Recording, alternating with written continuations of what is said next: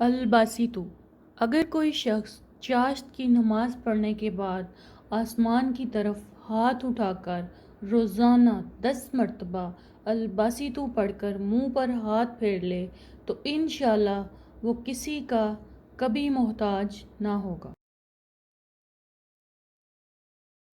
الخافضو، جو شخص روزانہ 500 مرتبہ الخافضو پڑھے گا، اللہ تعالیٰ اس کی مرادیں پوری اور مشکلات دور فرمائیں گے۔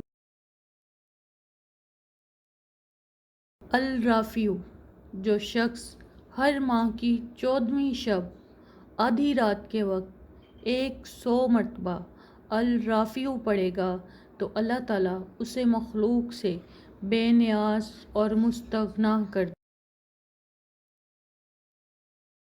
گا۔ الموعظو، پیر یا جمعے کو بعد نماز مغرب 40 مرتبہ جو شخص الموعظو پڑھے گا تو اللہ تعالیٰ اسے لوگوں میں باعزت اور باوقار بنا دے گا۔